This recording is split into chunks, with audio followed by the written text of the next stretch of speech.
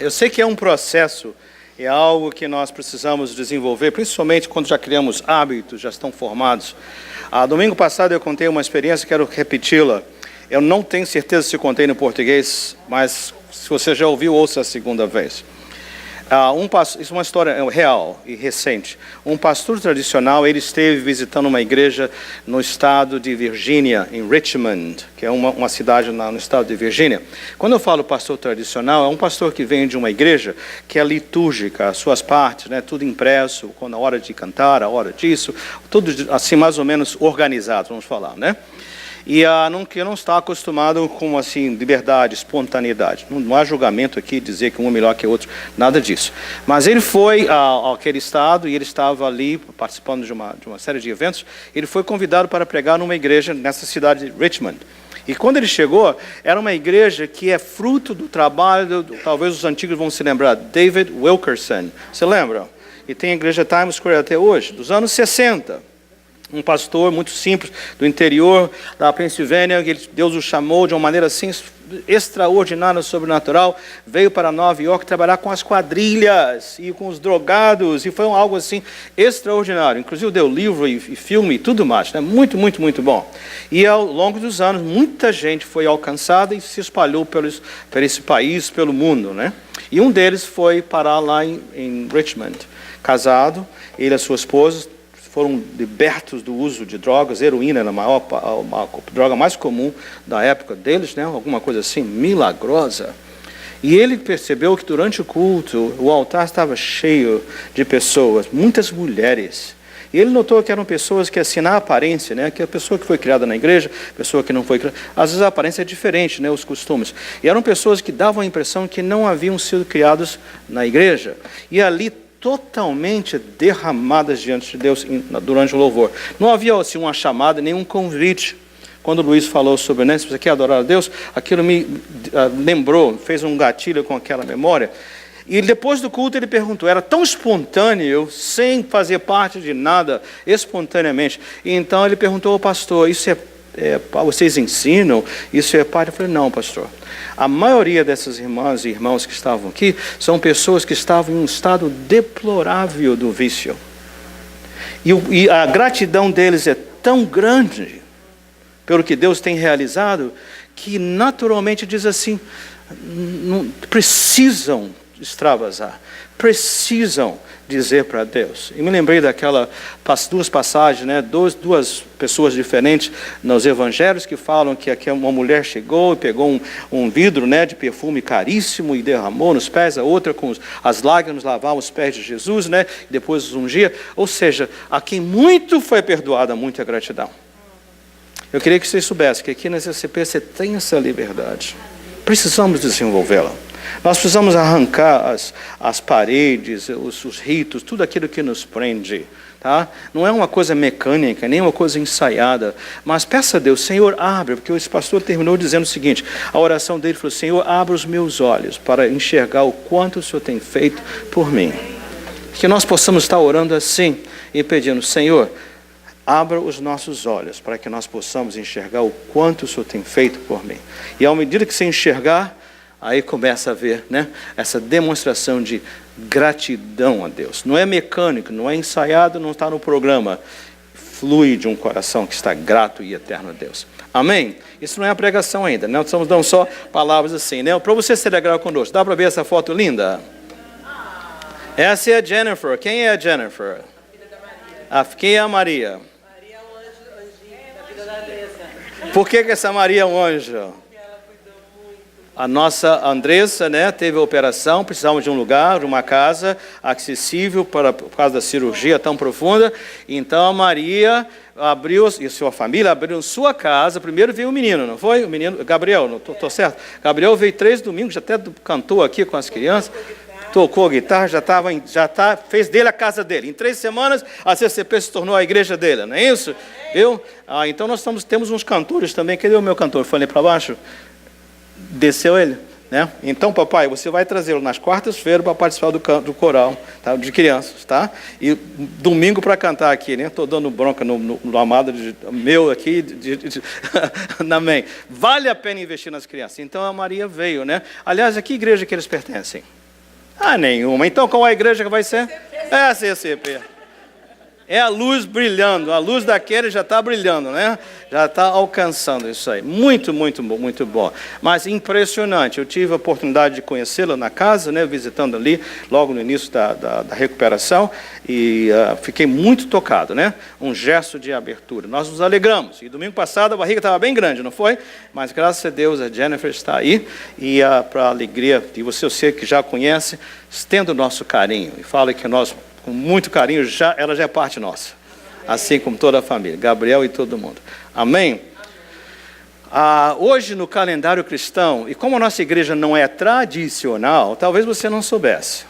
No calendário cristão, igrejas que mantêm e seguem o calendário cristão, hoje é o domingo chamado domingo de Pentecoste. Dia de Pentecostes.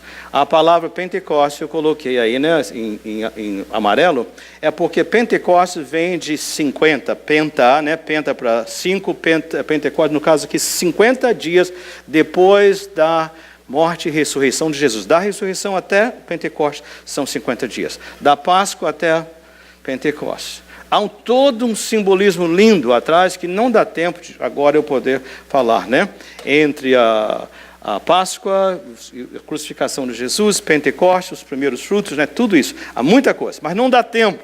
Eu só queria dizer o seguinte, que nessa ideia de Pentecostes, imediatamente, se você conhece a palavra de Deus, você vai pular e logo para, obviamente, porque no dia de Pentecostes foi quando o Espírito Santo de Deus foi derramado, não foi? Abundantemente, 120 discípulos, seguidores de Jesus, estavam reunidos em oração, esperando a promessa de Jesus. Ele disse, fiquem e esperem, eu vou enviar o Espírito Santo, ele virá. Então eles estavam esperando a promessa e eles foram cheios do Espírito Santo. Porém, quando nós pensamos no Espírito Santo, na chegada, no derramamento, naturalmente, seres humanos que somos, nós passamos ou nos lembramos apenas das manifestações sobrenaturais. Obviamente, porque existiram. Uma delas, aquele som como de um vento impetuoso, línguas como de fogo, aquela tradução maravilhosa, pessoas que falaram em línguas que não haviam aprendido e outros que ouviam nos seus próprios idiomas alguma coisa extraordinária. Então é normal pensarmos nisso. E a grande manifestação do poder de Deus naquela quantidade assim de 3.000 pessoas que naquele dia responderam ao Evangelho. Então, naturalmente pensamos em isso. E nós esquecemos de algo extraordinário, que aliás foi o que Jesus incluiu na promessa. Porque ele disse, permanecereis em Jerusalém, e eu vou cumprir e enviarei a promessa do Pai, Lucas 24, 49, depois Atos 1, 8, e diz assim, e recebereis poder e sereis minhas testemunhas. Onde? Pode falar comigo. Jerusalém, Judeia, Samaria e até nós. Então, a palavra-chave, ou o momento-chave, uma das áreas que nós precisamos nos lembrar do poder sobrenatural, mas não nos esquecermos dessa capacitação de sermos testemunhas eficazes, com resultados, de tal maneira que alcançaria o fim do mundo. É importante também nós nos lembrarmos que esses discípulos, até esse momento, inclusive os 11, eles estavam confiantes na promessa, mas cheios de temor no seu coração. Logo depois da ressurreição, Jesus, em uma das suas visitas, vai até eles, né? Eles estavam fechados numa casa, as portas fechadas, janelas fechadas. Se tivesse persianas fechadas. Por quê? Com receio de serem atacados, como Jesus havia sido preso e morto. Então, quando o Espírito Santo de Deus chegou, sabe o que aconteceu? Assim as manifestações sobrenaturais, mas algo também sobrenatural aconteceu. É que eles foram transformados de medrosos em corajosos, de pessoas hesitantes em pessoas audazes. Você está me ouvindo? Você está feliz com isso que você está ouvindo? Então é esta a imagem que às vezes nós perdemos. Isso é um erro trágico. Porque quando o Espírito Santo vem em nossa vida, precisa acontecer que as Marias da vida, do mundo, nossos amigos, vão ser alcançados e tocados com o poder maravilhoso de Cristo em nós. Amém? Isso nós precisamos. Agora, por que isso não acontece tão frequentemente? O que é que nos impede? Eu creio que para isso nós precisamos olhar a vida de um jovem, aliás, de 4 jovens. Vou falar mais de um, mas eram 4 que estavam juntos. Estou me referindo a Daniel, porque nós sabemos que quando a presença e o poder do Espírito Santo na vida do cristão, a vida desse cristão dá uma virada. Acho que essa expressão está certa em português, né? Muda tudo. De medrosos a corajosos, de hesitantes a impetuosos, audazes, cheios de ousadia, cheios de poder da presença de Deus. E para isso, vamos abrir nossas Bíblias em Daniel, capítulo 1, versículos de 1 a 8. Eu não vou ler para vocês, eu vou colocar os versículos, um de cada vez, ou partes de versículos, e vou comentar sobre eles. Mas a nossa oração, a minha oração, é que nesta manhã, você seja alcançado pelo Espírito Santo de Deus. Que Ele possa falar ao seu coração e dizer o seguinte: olha, deixa eu abrir os seus olhos, deixa eu abrir o seu coração. Você permite, porque eu também, como nos dia de Pentecostes, eu quero também hoje encher a sua vida. Eu quero penetrar no seu ser, transformá-lo de uma forma extraordinária. Então, eu oro para que você possa estar fazendo isso. Então, Daniel, capítulo 1, de 1 a 8, mantenha aberta. Eu vou apenas fazer alguns comentários. Para alguns de vocês, esse texto pode ser bastante conhecido, mas eu creio que você vai aproveitar alguma coisa do que vai ser falado aqui. Versículo 1, vamos todos ler juntos? Lê aqui na tela, porque fica uma versão só, né? Como está? No ano...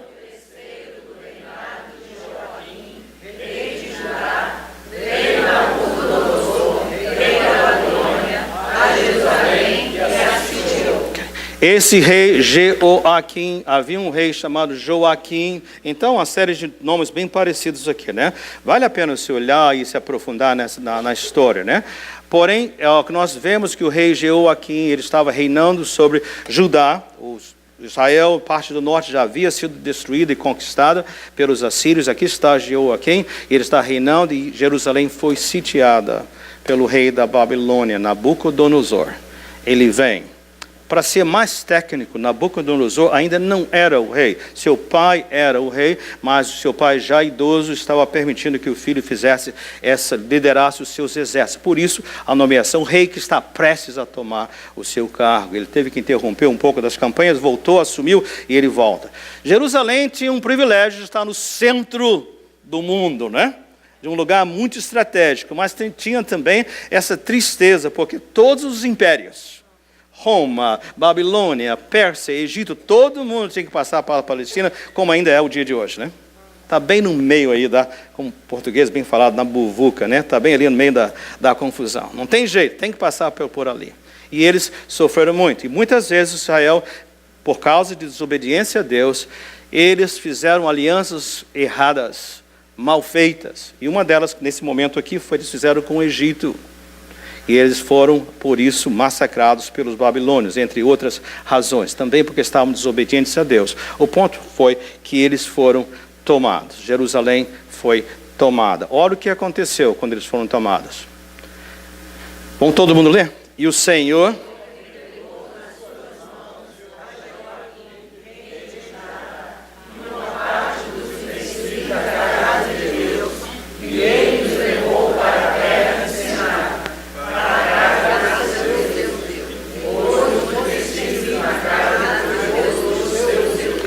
Tudo isso havia sido profetizado, porque havia um desvio do povo de Deus, cada dia mais se misturando com os povos ao seu redor. Cada dia já não se podia distinguir os santos dos incrédulos. Cada dia mais, sua vida não havia nada que pudesse separá-los. E o Senhor foi avisando, por isso eu sublinhei, o Senhor os entregou. Deus é o nosso Pai amoroso. Ele não nos leva a força para Ele, mas como Pai, sendo dele, Ele como Pai nos corrige. Ele vem, fala conosco, usa circunstâncias, usa pessoas, usa situações. Quantas vezes nós perdemos, né, o privilégio de respondermos antes de momentos mais difíceis que causam nossas vidas.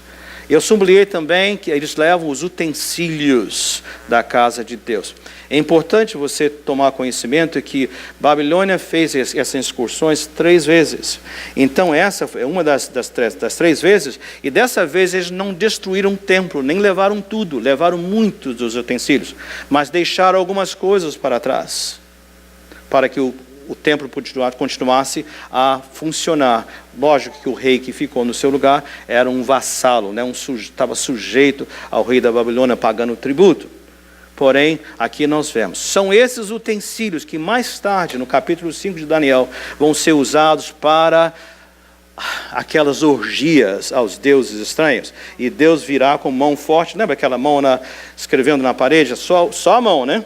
E vai falar sério com o povo da Babilônia. Também vai castigá-los por seu trato. Mas aqui nós vemos, quando o povo de Deus se distancia dos caminhos de Deus, o povo sofre, a família sofre, a igreja sofre, as nossas posses, tudo é afetado. Essas palavras estão aí para nos alertarem.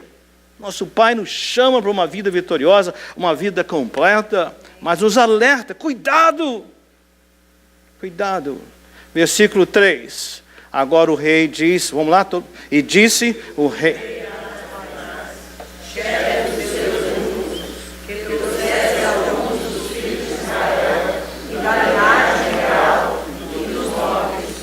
Além de levarem objetos, eles mandou que levassem pessoas também. E pessoas do melhor calibre, jovens. Versículo 4 vai dar um pouquinho mais de informação. Que tipo de jovens? Vamos lá, leiam.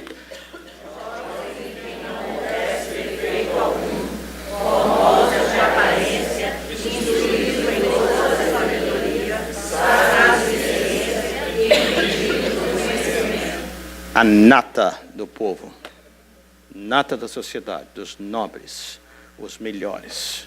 E eles vão ser levados.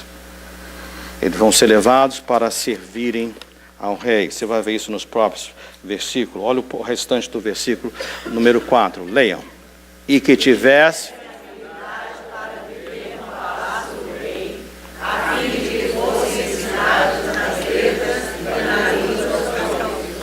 Eu sei que isso talvez choque um pouquinho vocês, tá?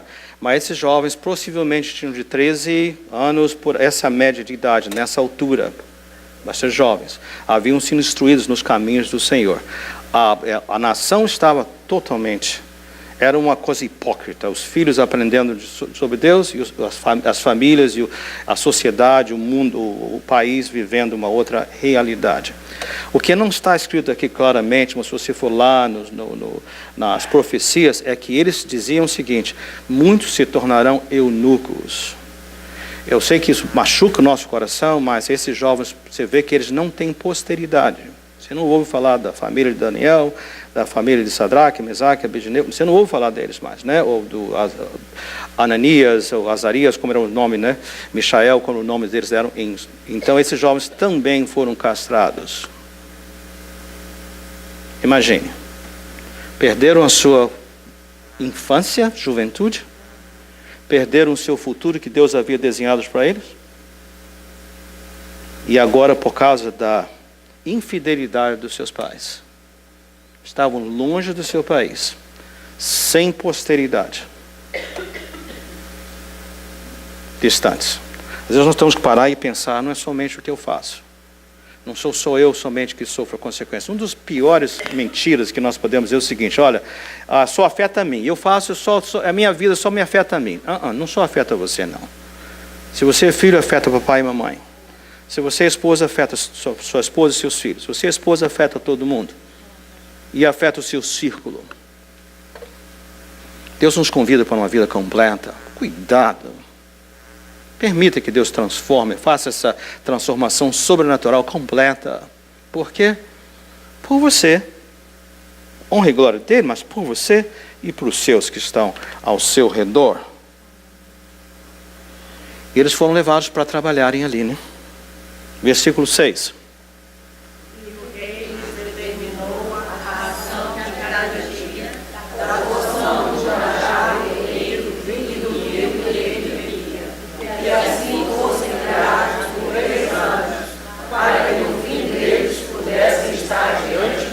Eu me equivoquei, versículo 5, não 6, né? Então, assim, ele agora faz provisões. Eu vou fazer uma colocação daqui um momento. Mas vamos ao versículo 6. Agora, identificar quem são esses jovens. Quais foram esses jovens nobres, excelentes, que tinham um futuro enorme à sua frente. Quem foram eles? Continua. E eles se achavam dos dois de Judá, Daniel, Ananias, Misael e Azarias. Vocês notaram que o nome Daniel tem E-L no final, Misael tem E-L no final, right? Isso já deve dar um gatilho na sua mente. Você já estudou um pouquinho. El é de Deus, né? Betel, né? Casa de Deus e por aí afora. Então você já vê que Deus. Então os nomes desses jovens, todos os quatro, Daniel, Misael, mais óbvio. Mas todos eles têm alguma coisa a ver com Deus. Eles foram dados o nome para que toda vez que o seu nome fosse pronunciado, trouxesse a eles uma memória de quem eles são. É identidade. Você já cresceu, você está definido. Você é de uma nação santa. Então, quais são os significados dos nomes? Daniel, né? Deus é o meu juiz. Ananias, favorecido por Deus. Misael, quem se compara com ele? Com Deus. Toda vez que Misael estivesse passando por dificuldade, ia se lembrar, quem se compara com meu Deus? E não temeria. Quando Daniel estivesse sendo criticado, Deus é quem julga. A ele eu respondo. E ele me absolve, ele me sustenta. E Azarias, Deus tem me ajudado. E foi com esses nomes que eles foram para ali. Porque suas famílias, seu país, havia caído na infidelidade dos caminhos do Senhor. Chegaram ali, e uma das outras atividades ou tarefas do chefe dos eunucos, qual foi? Versículo 7, vamos ler? E o chefe...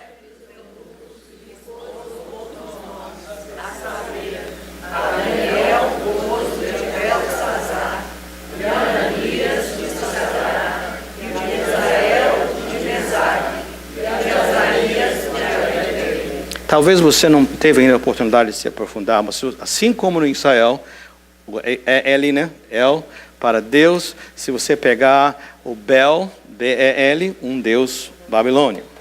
Você pega a transliteração Shak, S-H-A-K, Shak, o Shadrach em inglês, né? Vem o outro Deus, Deus Sol, Deus Lua. O Misael, mesma coisa. Shak está ali na raiz da palavra. E Abid, negro, não era negro não, mas negro era um outro Deus. Então eles vão de abençoados pelo Deus de Israel, Jeová, e agora olha a mudança do seu nome. Daniel passa a ser o príncipe de Bel. Ananias passa a ser iluminado por Rak. Mas Deus da astrologia.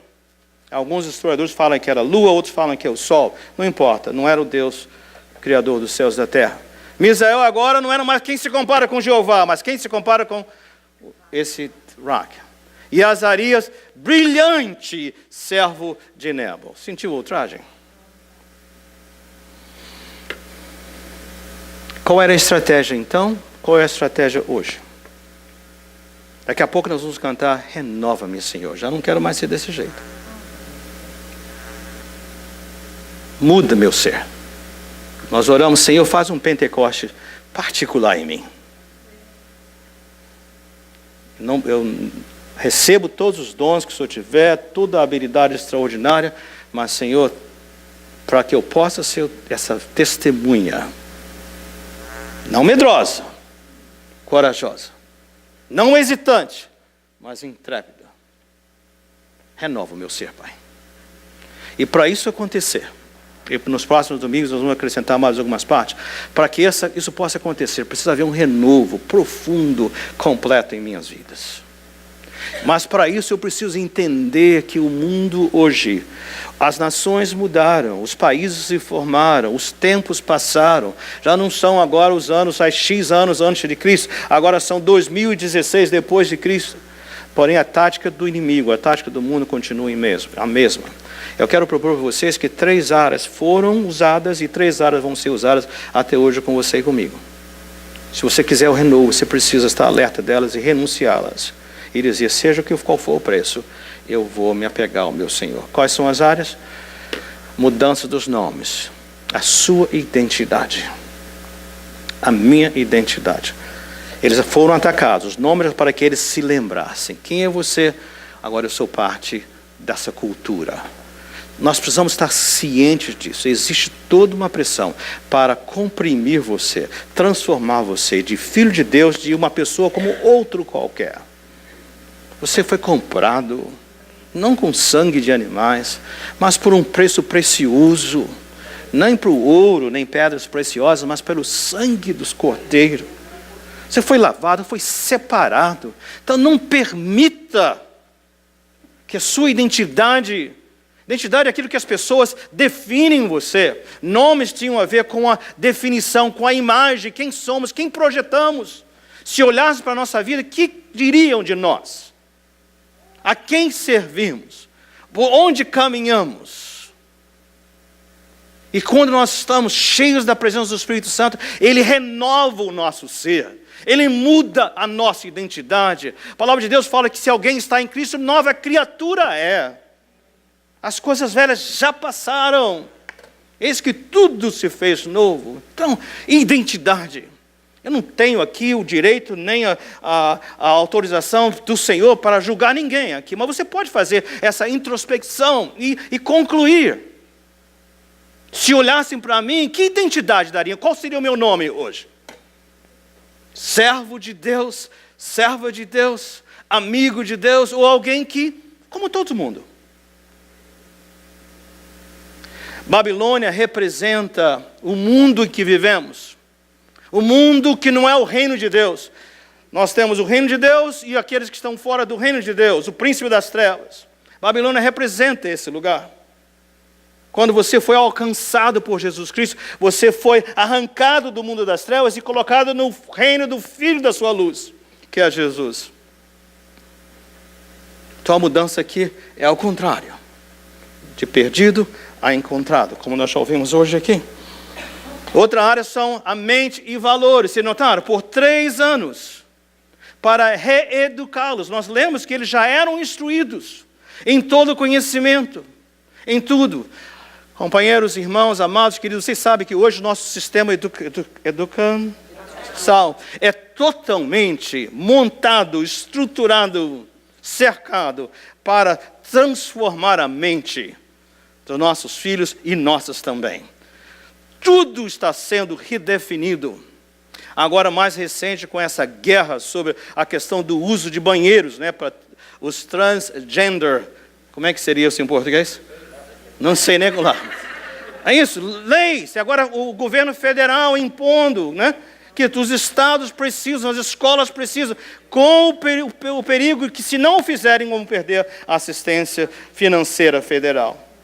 Irmãos, não é questão nem de não amar o perdido, não é questão nem de não estar interessado, não é questão de julgar. Mas você nota que há toda uma redefinição de valores. E isso fizeram com esses jovens. 3 anos.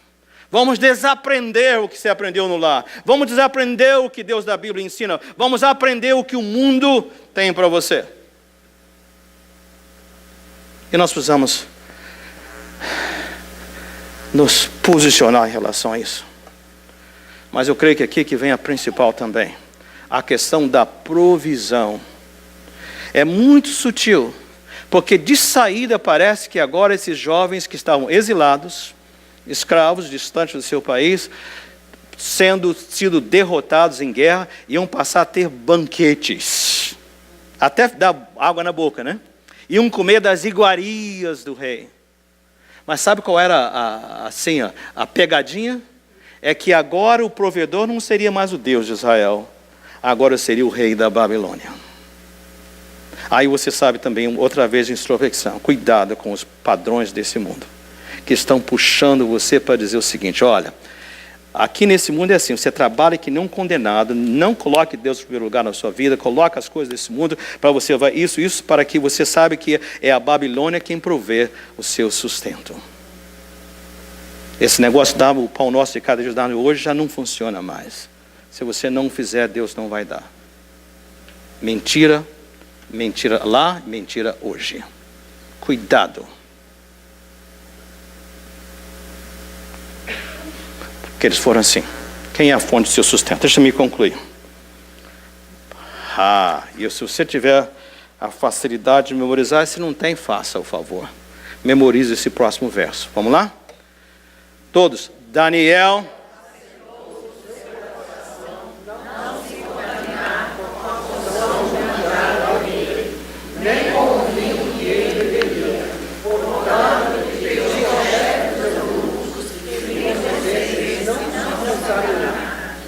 A de resistência, questão do nome eles não podiam fazer nada, estavam prisioneiros. Questão de educação eles tinham que ir, não tinha jeito.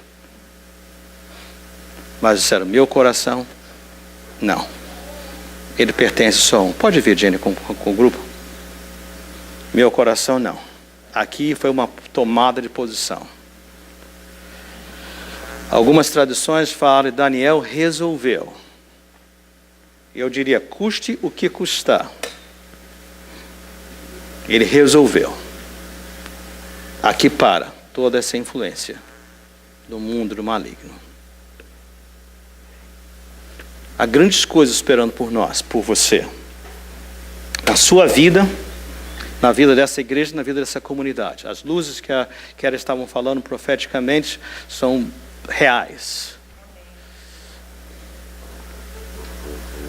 Então, as pessoas nos pararam e dizer o seguinte: o que há de diferente a seu respeito? Mas existe toda uma conspiração maligna, demoníaca, tentando roubar a sua identidade, tentando roubar a sua mente, tentando roubar a sua devoção a Deus. Mas você hoje tem a oportunidade. Se você já conhece o Senhor Jesus, ela é sem par. Você já tem um poder em você. Porque quando você creu em Jesus, seus pecados foram perdoados, seu nome entrou no livro da vida. O que aconteceu é que você recebeu o dom do Espírito Santo. Então essa experiência de estar plenamente cheio dele, para que você possa se transformar de um covarde em uma pessoa audaz, de um medroso em um intrépido, de um que não consegue ser testemunha a uma testemunha eficaz. Tudo que precisa dizer: Senhor, renova-me.